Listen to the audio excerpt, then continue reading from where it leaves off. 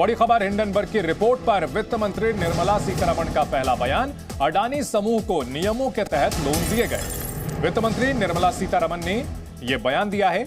दरअसल विपक्ष इस मामले को लेकर केंद्र सरकार पर लगातार हमलावर है और इस पर वित्त मंत्री ने जवाब दिया है कि अडानी समूह को नियमों के तहत लोन दिया गया है। इससे पहले आरबीआई और एसबीआई की ओर से भी जानकारी दी गई है। अडानी समूह जिनके खिलाफ हिंडनबर्ग की एक रिपोर्ट के बाद उनके शेयरों में भारी गिरावट देखने को मिली है और यही नहीं, अडानी समूह को अपना एफपीओ भी वापस लेना पड़ा। इस मामले को लेकर के लगातार सरकार को घेरने की कोशिश कर रहा है विपक्ष।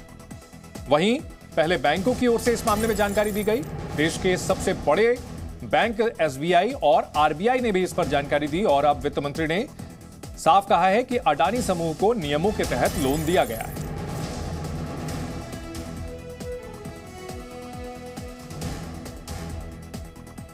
बैंकों में किसी तरह की अस्थिरता नहीं है, यह बैंकों की ओर से जानकारी दी गई है और वित्त मंत्री ने भी कहा बैंकिंग सेक्टर अच्छी स्थिति में है। दरअसल विपक्ष ये आरोप लगा रहा है कि अडानी ग्रुप के ऊपर आया यह संकट देश की अर्थव्यवस्था पर भारी पड़ सकता है। बैंकिंग सेक्टर पर इसका काफी दुष्प्रभाव पड़ेगा।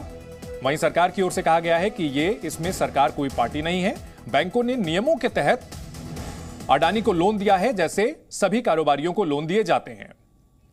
अडानी ग्रुप पर आरोप लगा है कि उन्होंने शेल कंपनियों के जरिए अपने शेयरों को ऊंचे दामों पर बेचा, उसके रेट बढ़वाए और इसमें अडानी के भाई का इस्तेमाल उन्होंने किया। अपने भाई के जरिए कंपनियों में पैसे लगाए और अपने शेयर के रेट ऊपर इन्फ्लेट किए।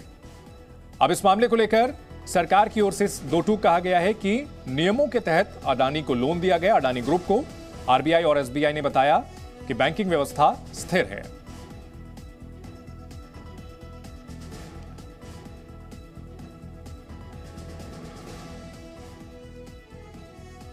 अडानी पर जेपीसी की मांग कर रहा है, ज्वाइंट पार्लियामेंट्री कमेटी की मांग कर रहा है विपक्ष। सरकार को घेरने के लिए इस मुद्दे का पूरा इस्तेमाल किया जा रहा है। पहले भी आरोप लगाता रहा है कि केंद्र सरकार के साथ, प्रधानमंत्री नरेंद्र मोदी के साथ गौतम अडानी की नजदीकियां हैं और इस वजह से उनको बेजा फायदा पहुंचाया जाता रहा है। इस पर सरकार ने साफ कहा कि इसमें वो पार्टी नहीं है, ये बैंकों के और एक कारोबारी के बीच का मामला है और बैंकों ने इस पर सफाई दी है कि बैंकिंग व्यवस्था पूरी तरह से स्थिर है। उन्हें जो लोन दिए गए हैं उस पर कोई खतरा नहीं है। आलोचक ये कह रहे हैं।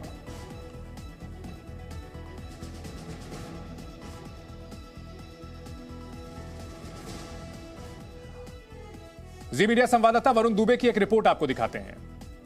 जो उसने सस्टेनेबिलिटी इंडेक्स से बाहर करने की बात की है, क्रेडिट स्विस, इसके अलावा जितनी भी तमाम कंपनियां थी, इंटरनेशनल कंपनीज है, वो कहीं ना कहीं अब अडानी ग्रुप से किनारा करते हुए नजर आ रही है। इसका सीधा इंपैक्ट जो है वो स्टॉक मार्केट्स पे पड़ रहा है, जहाँ पे आप देख रहे हैं कि अडानी ग्रुप स्टॉक्स जो है उनकी अच्छी खासी धुलाई हो रही है। इनफैक्ट आज अगर आप देखेंगे तो अडानी एंटरप्राइजेस में ऐतिहासिक गिरावट देखने मिली थी, करीब 35% के आसपास की। और इनफैक्ट जब से ये हिंडनबर्ग की रिपोर्ट आई है तब से अगर अब तक देखेंगे तो अडानी समूह जो है उनके कुल मार्केट कैप में करीब 50% के आसपास की गिरावट आ गई है। जो एक समय पे 19-20 लाख करोड़ के आसपास हुआ करता था, वो अब करीब 9-10 लाख करोड़ के आसपास रह चुका है। सिर्फ यही नहीं, इसका असर जो है वो गौतम अडानी पे भी पड़ा है, जिनकी रैंकिंग पहले दूसरे या तीसरे नंबर पे थी, अब वो फिसल के 21वें नंबर पे आ चुके हैं।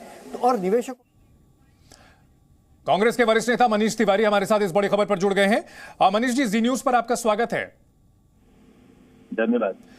वित्त मंत्री ने कहा है कि इस मामले में ये सरकार कोई पार्टी नहीं है और वित्त मंत्री ने साफ कहा है कि अडानी जी को जो लोन दिए गए हैं उस ग्रुप को, वो नियमों के तहत दिए गए हैं।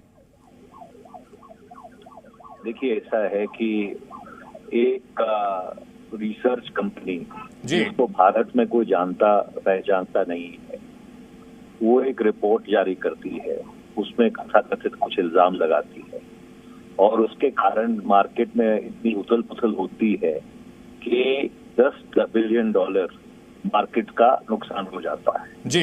तो क्या इस पे संयुक्त संसदीय समिति बनती है कि नहीं बनती, ये मैं आपके विवेक पे छोड़ता हूँ।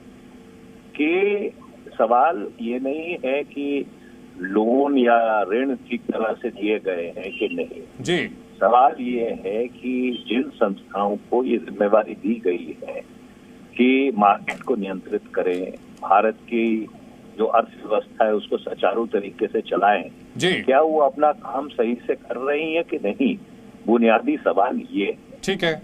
और इसके साथ साथ जो एक बड़ी विडंबना है कि एक तरफ शेयर गिर रहे हैं, दूसरी तरफ जो जीवन बीमा निगम है जिसके पास लोगों का पैसा जमा है वो उन शेयरों में पैसा लगा रहा है जी। तो क्या ये एक उचित मार्केट का फैसला है? तो ऐसे कई बड़े गंभीर सवाल है, ठीक है, जिसके लिए एक संयुक्त संसदीय समिति का गठन करना जरूरी है। जी। अब वित्त मंत्री की ओर से जो सफाई दी गई है, क्या इसके बावजूद भी जेपीसी की मांग पर कांग्रेस और विपक्ष अड़ा रहेगा? देखिए, मैंने आपको बताया कि हम संयुक्त संसदीय समिति की मांग क्यों कर रहे हैं जी, क्योंकि बहुत ही गंभीर प्रश्न है जो भारत की अर्थव्यवस्था के नियंत्रण से जुड़े हुए हैं और इसलिए उनका समाधान सिर्फ एक बयान से नहीं हो सकता, उसको बहुत गहराई से देखने की जरूरत है और सिर्फ एक संयुक्त संसदीय समिति उसको गहराई से देख पाएगी। जी, ठीक है। इस मामले को लेकर एसबीआई और आरबीआई की ओर से भी जानकारी दी गई है कि 27,000 करोड़ का लोन है तो बैंकिंग व्यवस्था पर कोई बहुत ज्यादा खतरा नहीं है, यह कहा गया है, स्थिर है।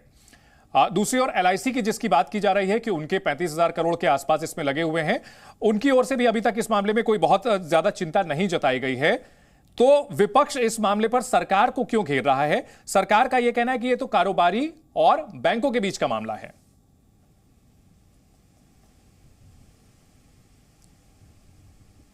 मनीष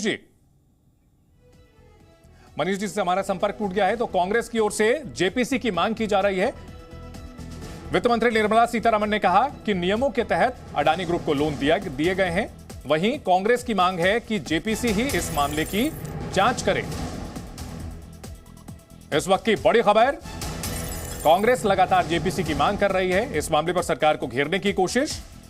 अडानी मामले की जांच ज्वाइंट पार्लियामेंट्री कमेटी से ही कराई जाए।